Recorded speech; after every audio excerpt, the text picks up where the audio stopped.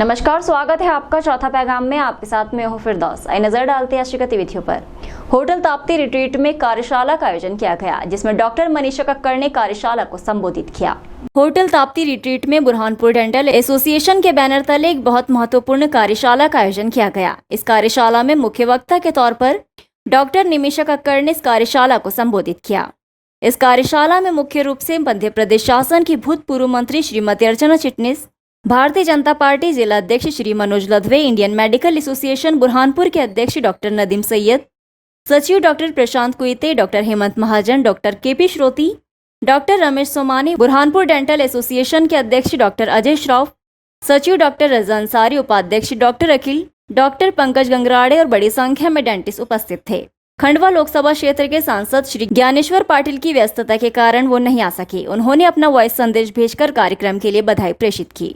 जी, basically हमने इसमें वो आफ्टर म्यूकोरमाइकोसिस जो भी केसेस हुए हैं उनके भी म्यूकोरमाइकोसिस के बाद जो भी पेशेंट्स को लॉस हुआ है ओरल स्ट्रक्चर्स का, तो हम उसको कैसे बना सकते हैं, कैसे पेशेंट को राहत दिला सकते हैं, कैसे रिलीव करवा सकते हैं और क्या नया हमने उसमें क्या नया अभी तक बनाया है, उस पे मेनली ये सभा रखी गई थी। एक छोटे से शहर से निकल के आप डॉक्टरी की है, आप डॉक्टर बनी, कैसा लग रहा है, कितना सपोर्ट रहा परिवार का, क्या युवा पीढ़ी को आप क्या संदेश देंगे? जी, बहुत अच्छा लग रहा है और पूरी तरीके से परिवार का ही सपोर्ट था। पापा मम्मी हमेशा मेंटल सपोर्ट बहुत दिया है।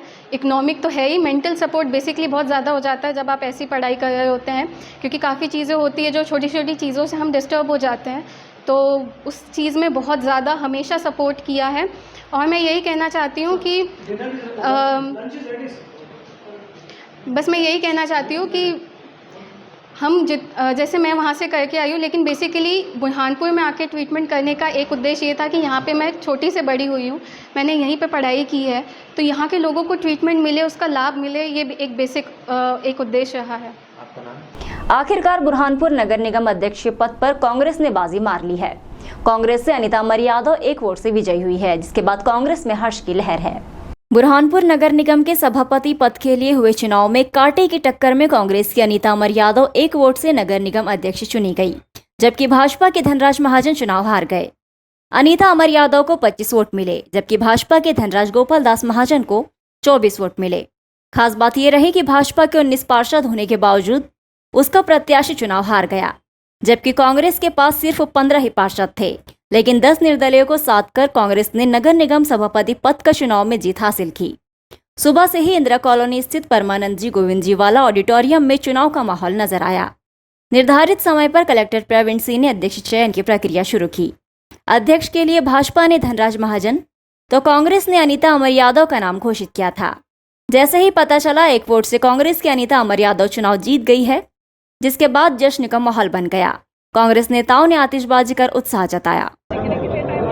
मैं नगर निगम अध्यक्ष के रूप में जिसे जीती हूँ, तो मैं शहर का विकास करूँगी, जनता की जो भी समस्या है उसका समाधान करूँगी, जो अधूरे काम है उनको मैं पूरा करूँगी और जो भी काम रुके हुए हैं जैसी, तो उसको भी लेकर मैं काम करूँगी और जो भी जनता के बीच में जो भी समस्या है उनका समाधान करूँगी, काम करूँगी और सब पूरे 48 वार्डों को लेकर चलूँगी। बेटी बचाने बेटी पढ़ाने को लेकर एक युवक पैदल अपने घर से निकला है, जो कि कश्मीर से कन्याकुमारी तक का सफर पैदल करेगा और उसके बाद युवक प्रधानमंत्री नरेंद्र मोदी से मिलकर बेटी बचाने के लिए मजबूत कानून बनाने की मांग करेगा।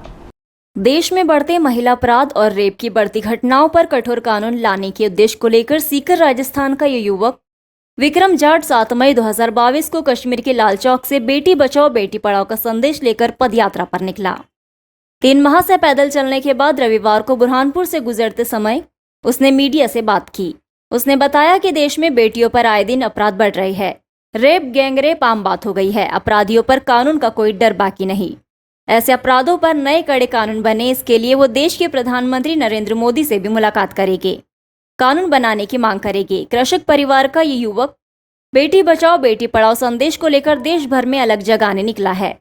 विक्रम जाट ने बताया कि वो अपना घर बार परिवार छोड़कर अकेला निकला है, केवल इस बात के लिए कि आज देश में रेप, गैंगरेप की घटनाएं बढ़ती जा रही है। अपराधियों में कानून का कोई डर नहीं, बहन बेटियों की इज्जत सुरक्षित नहीं है। इस पर नए कानून बनाए जाना चाहिए। बेटी बचाओ और बेटी पढ़ाओ की इस मुहिम को तभी सफल माना जा सकता है जब सरकार इस पर कड़े से अमल करे और कानून बनाकर अपराधियों के हौसलों पर लगाम लगाए। मेरा नाम है विक्रम। विक्रम जी, बताइए कहाँ से निकले हैं, कहाँ जाएंगे और क्या उद्देश्य है? मैं राजस्थान सीकर जिले का रहने वाला हूँ। मैं कश्मीर से कन्याकुमारी तक पैदल यात्रा कर रहा हूँ, जिसमें मेरा उद्देश्य है बेटी बचाओ बेटी पढ़ाओ। क्या मतलब कैसा ख्याल आया है? ये मतलब मैं लोगों के प्रति, लोगों से कुछ अलग हटके करने के लिए, अपने देश के प्रति कुछ ऐसा काम करने के लिए जो लोगों को अच्छा लगे, अपने देशवासियों को अच्छा लगे। जो आज हमें देखने को मिलता है कहीं भी, जैसे गैंगरेप वगैरह ऐसी दर्दनाक घटनाएं कुछ आ रही है, उन पे कुछ पाबंदियां हों, सरकार उन पे कुछ अच्छा नियम लाए, ऐसी कुछ समस्याओं को लेकर मैं अपना भारत भ्रमण कर रहा हूँ। क्या आपके समाज या आपके शहर में ऐसे कोई लड़कियों के साथ ऐसे कुछ अपराध की संख्या बढ़ रही है? हाँ, आज मैं सुबह दैनिक भास्कर की न्यूज़ देखा था मैंने, तो आज सुबह पता चला कि जो हमारे राजस्थान से कई लड़कियों को जो काम के बहाने बाहर ले जाते हैं और उनके साथ काम करते हैं, जो गलत काम करते हैं, उनसे उनका धंधा करते हैं लोग, जो मतलब गरीब परिवार से, मिडिल क्लास फैमिली से बिलोंग करने वाले लोग होते हैं, उनको काम के बहाने से बाहर ले जाते हैं, उनके साथ गलत व्यवहार करते हैं, उनके साथ बेचने की ऐसी कई घटनाएं मौजूद है राजस्थान में भी। राजस्थान में क्या, ऑल इंडिया में है। सफ़र कैसा चल रहा है? सफ़र हमारा जो चल रहा है, कई कठिनाइयों को सामना भी करना पड़ता है, कभी रहने की, कभी कुछ करने की। आज मैं आया तो भैया ने अपनी होटल में यहाँ रुकवाया, मुझे खाना वाना अच्छा खिलाया, तो हमें अच्छा लगा।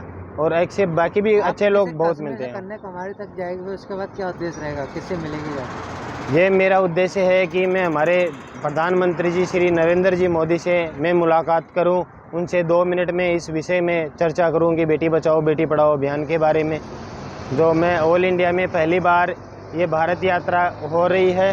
2014 में श्री नरेंद्र जी मोदी ने इस अभियान की सोनीपत पानीपत हरियाणा से इसकी शुरुआत की थी, और इसके बाद में भारत भ्रमण पे मैं ये यात्रा निकालने की सोची मैंने। तो ये यात्रा में कश्मीर से लेकर कन्याकुमारी तक 7 मई 2022 को ये यात्रा मैंने स्टार्ट की थी। अभी कहाँ से चले हम? मैं अभी श्रीनगर लाल चौक से निकला था 7 मई 2022 को। अभी इधर कहाँ जा रहे हैं? मैं कन्याकुमारी पहुंचूंगा इधर है। ये मेरा कुल 6 महीने की यात्रा है, जिसमें मैं अपना घर बार सब छोड़ के अपने घर वालों परिवार वालों से सबसे दूर रहकर एक देश के प्रति नई जागरूकता लाने के लिए अपने पैदल सफ़र पे निकला हूँ। कितना समय आपने आंकलन किया है कि इसमें लग जाएगा? इसमें लगभग 6 महीने का समय लगेगा। आज मुझे लगभग 3 महीने हो चुके। 3 महीने और चलेगा? अभी 3 महीने और लगेंगे। परिवार में कौन कौन है? परिवार में मेरे मम्मी है, पापा है, भैया हैं। क्या कारोबार है आपका? हमारा कृषि का कारोबार है। किसान हो? किसान है। क्या नाम आपका? मेरा नाम है विक्रम जाट। आजादी के अमृत महोत्सव को सफल बनाने के लिए बुरहानपुर के डाकघर से भी तिरंगे बेचे जा रहे हैं, जिन्हें खरीदने बड़ी संख्या में शहरवासी पहुंच रहे हैं। आजादी के अमृत महोत्सव के अंतर्गत घर घर तिरंगा अभियान को सफल बनाने के लिए बुरहानपुर के पोस्ट ऑफिस में तिरंगे की बिक्री की जा रही है। दरअसल बुरहानपुर के पोस्ट ऑफिस में आजादी के अमृत महोत्सव के अंतर्गत घर घर तिरंगा अभियान को सफल बनाने के लिए तिरंगे की बिक्री की जा रही है। तिरंगा क्षेत्रवासियों को 25 रुपये में वितरित किया जा रहा है, जिसको लेने के लिए क्षेत्रवासी तत्परता से तिरंगा लेने के लिए पोस्ट ऑफिस पहुंच रहे हैं। तिरंगा लेने के लिए पहुंचे क्षेत्रवासियों में काफी उत्साह देखने को मिल रहा है। इसी दरमियान तिरंगा लेने पहुंचे क्षेत्रवासियों ने बताया कि घर घर पर इनका अभियान को सफल बनाने के लिए हम पोस्ट ऑफिस में आए तिरंगे लेने के लिए पहुंचे हैं, और ये हमारे लिए गर्व का विषय है कि अब हमारे घर पर हर घर तिरंगा अभियान के अंतर्गत तिरंगा लहरा सकते हैं। इसलिए आज 75वीं अमृत महोत्सव के अंतर्गत हम लोगों ने संडे के दिन भी हमारा पोस्ट ऑफिस खुला रखा है, ताकि अधिक से अधिक लोग झंडे का खरीदी कर सके और देशभक्ति के लिए लहरा सके उसको, और उनको साथ में ये भी बताया जा रहा है कि किस तरीके से झंडे को आपको फहराना है और कैसा उसको सुरक्षित रखना है, ताकि वो मतलब गलत जगह ना जाए। कितने झंडे अभी तक के बिक चुके? अभी हमारे 400 झंडे की सेलिंग हो चुकी है, और अभी हम और सेल कर रहे हैं। अभी सेलिंग जारी है। आए थे डाकघर में अब तक के? कब? हमारे यहाँ से 10 तारीख से आए हुए हैं, मतलब 5 तारीख से आए हैं, और अभी मतलब डेली 200-300 झंडे आ रहे हैं, और ऐसे हमने 5000 और बुलवाए हैं उनसे। अभी क्या प्राइस है इनका? इनका 25 रुपये प्रति झंडा है, और बराबर हम झंडे को चेक करके झंडा कोई डिफेक्ट तो नहीं है, और मतलब साफ़ सुथरा झंडा प्रोवाइड कर रहे हैं कस्टमरों अभी तक को। के कितने झंडे बिक चुके हो? आज हमारे 300 झंडे बिक चुके हैं और अभी जारी है। तारीख से अभी तक के कितने झंडे हो वो गए? 700 झंडे बिक चुके हैं 700 हमारे। झंडे। हाँ और बुलाया आप लोग? हाँ, अभी और बुलाए हमने और ये स्टॉक अभी अब है हमारे पास में, अभी 300 झंडे और रखे हुए हैं। क्या नाम आपका? ज्योति निमजे, कार्यवाहक पोस्ट मास्टर बुरहानपुर MD जी।